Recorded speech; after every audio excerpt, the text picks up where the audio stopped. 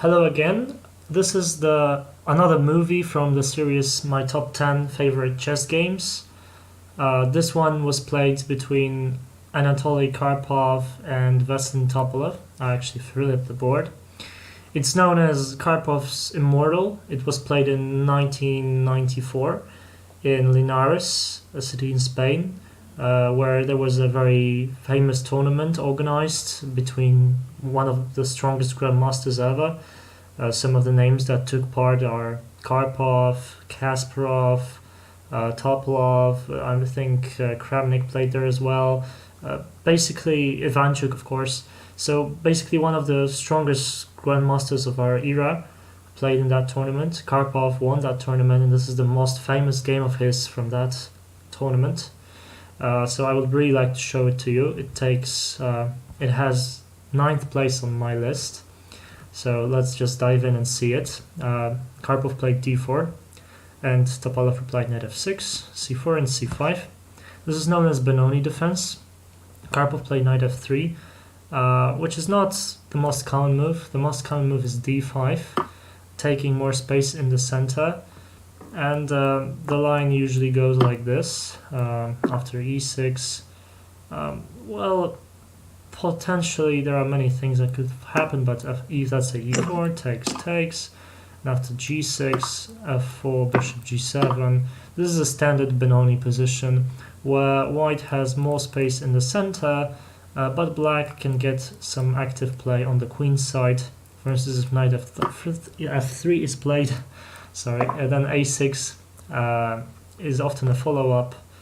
Black can play b5, b4, and simply get a lot of things going on the queen side. But this didn't happen in this game. Karpov played knight f3, and actually after this was exchanged, we may say that this is a transposition to some sort of an English opening, where white has the pawn on c4 and the control of the light square in the center. Black played e6, getting maybe ready to develop the bishop. g3, similarly, white is going to flank header the bishop to g2 and prepare to castle. Knight c6, bishop g2, bishop c5. So now this knight is being pressured, so it moves with the attack on the bishop. Bishop retreats to e7. It's better to retreat to e7 than to go give check, for instance, because after knight c3 this bishop is gonna get kicked anyway, and there's no reason to give it up for the knight. So black simply retreated, also anticipating that maybe if he say plays bishop b6 possibly, then one day this bishop g5 might be sort of unpleasant because of this pin. Of course, I don't mean in this exact position, but in general. So bishop retreated to e7, knight c3 by Karpov, and castles by Topalov. Actually both sides castle, d6, making some more room potentially for this knight or the bishop, getting more control in the center. Bishop f4. This is a move that puts a lot of pressure on this pawn. And you may think that potentially e5 is a possibility to simply kick this bishop out. But after it moves, actually it turns out that this d5 square is very weak, and the knight could potentially jump there. It wouldn't be very pleasant for black. That's why Topalov understood this and played knight h5, trying to potentially remove this bishop. And it wasn't removed. Karpov played e3 and allowed for this capture. So it seems that Karpov actually lost something here, because now his pawns are doubled. So it seems that his position is not so great anymore. And after bishop d7, queen d2, queen b8, supporting this pawn a little more, perhaps getting ready to bring the rook to b8 to d8, maybe supporting some b5. Not sure. Rook fe1, simply getting the rook to play. g6, making a flight square for the king. This is often played with intention, so that if we get to an endgame, that there will not be no weaknesses on the back row.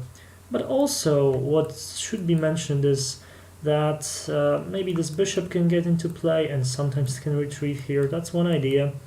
And one of the major ideas is simply to support f5 even more, because this is probably what black should be playing for. One of these pawn advances, simply to take this square under control so that there is no g4 and f5, which could potentially be a strong attacking idea for white. You will see in a moment. h4 by white this time, so white initiates the attack. a6, as I mentioned previously, the idea of b5 is still there, and this supports it. h5, so Karpov is going on with his attack. b5 is the response from Topalov, and Karpov takes on a g6. It's recaptured, of course, because the next capture would follow with check, so there is no time for any b takes c4 action, so he took. And knight c5, and this is the first interesting move of the game, and here it gets a little bit more tactical. Of course, if the knight is captured, then queen captures bishop, attacking two pieces. This could be very bad, but Topalov actually took on c5. What could potentially be recommended is the move bishop to e8, but it still is not that great, because after knight takes a6, potentially, also there is knight takes e6 even, and after f takes e6, rook takes e6, with another double attack potentially. Actually, the engine loves this position for white. So already a very difficult situation in which Topalov really had to take the knight on c5 and allow queen takes d7, rook c8. So now the knight is protected and the bishop is guarded by the knight, so everything is holding on, but quite barely. But if black is allowed to play rook a7 the next move, then he should be fine, I think. But here came the fantastic blow by Anatoly Karpov. It was rook takes on e6. Outstanding move, to be honest. Really unexpected here. Of course, the rook is threatened. Topalov played rook a7. He didn't capture the rook on e6. What would happen if he did? Well, that actually is a losing position now, because after queen takes e6 check. Well, where do you go? Say you don't want to lose your pawn, so let's go to g7. But now the bishop takes, bishop takes on c6. Will you attack on the rook? So okay, let's say rook a7. And now bishop d7. So not only are you attacking this rook, but you're also threatening to capture this bishop. And the best move here, according to the engine, is simply to take this knight. But now it's a dead last position after rook c7. Black is, I think, at the material disadvantage of 2 pawns on the queen side, king side, sorry. So, I mean, on the grandmaster level, that's unacceptable. And it's actually +3 already, according to the engine. So that's why Topalov didn't take the rook, but preferred rook to a7. And here came another blow. Rook takes g6. So again, we have the same motif, that if the pawn takes, then perhaps we can get this check and possibly take the knight or the pawn. This time it was taken and queen e6 was played. King g7, as I said, defending the g6 pawn, but the knight on c6 was hanging, so it drops. Rook d8 and c takes b5. So simply smashing through on the queen side. Now bishop f6. Black did not recapture here, because if he did, then actually knight takes b5 is very good, bringing another piece into the attack. Possibly if this rook swings in, it could be very unpleasant for black. Actually, the engine does not like to recapture, but it also does not like Topalov's move bishop f6. It actually recommends rook d6, simply to force the queen to go to e5 with check, and then like bishop f6. Then the position is a little bit more solid, even though you give the pawn on c5, but your king is much safer.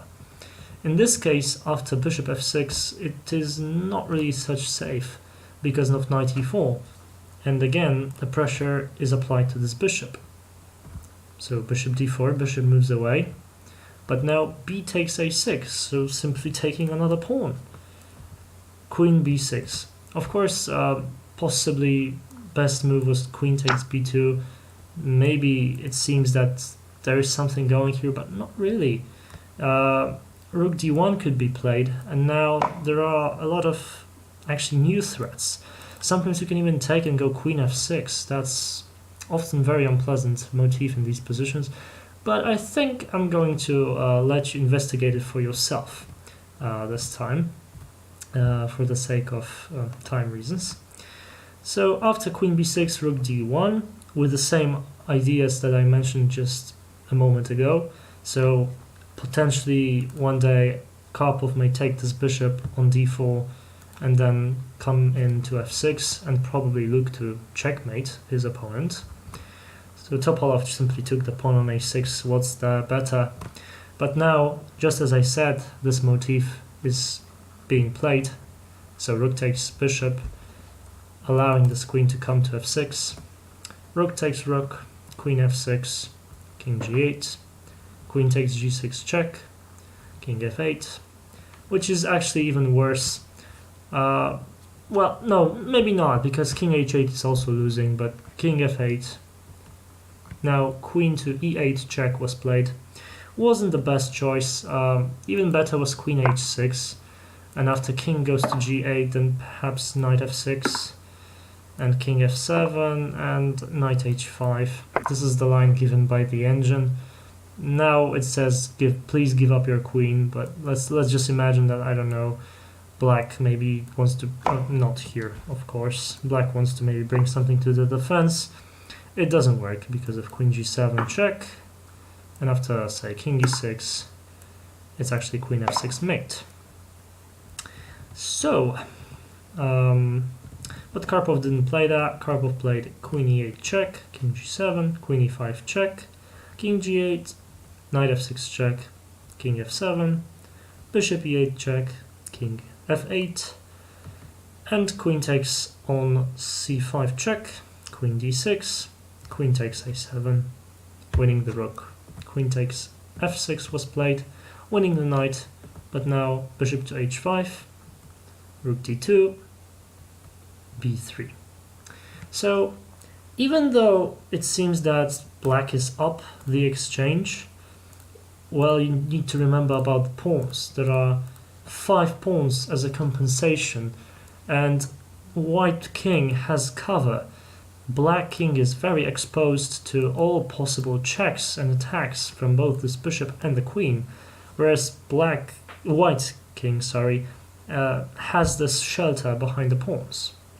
So after rook b2, simply maybe focusing on both of these pawns so that this cannot advance. Also maybe looking to play rook b1 one day. King g2 simply preventing all of these ideas. You're not afraid of any perpetual checks because in case queen c6 is played, you always have bishop f3, simply blocking the diagonal. Black actually gave up here. He just couldn't find a move here probably, because definitely white has a winning strategy, and it's very simple, I think. You can simply bring your queen closer and start advancing the pawns, and there is nothing that black can do about it. And even if he tries to prevent that, then actually the kingside pawns may even try to advance. Also, there are mating ideas, because bishop and the queen is more than enough to checkmate the king.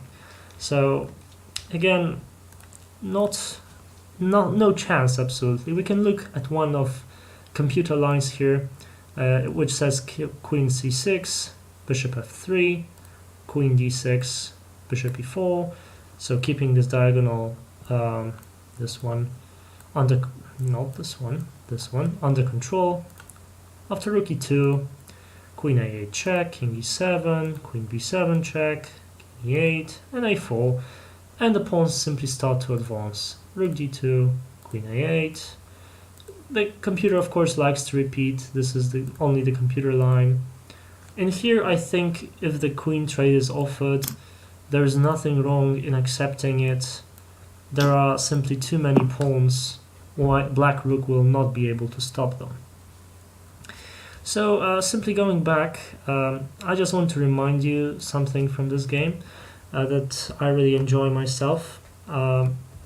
This is known as Karpov's immortal. Karpov was known to be a very positional player, but in this case, he played some magical chess, spotted a lot of tactics, a lot of motifs, especially with this with this knight coming to c5, very good move, which actually shown that he has the advantage in this position.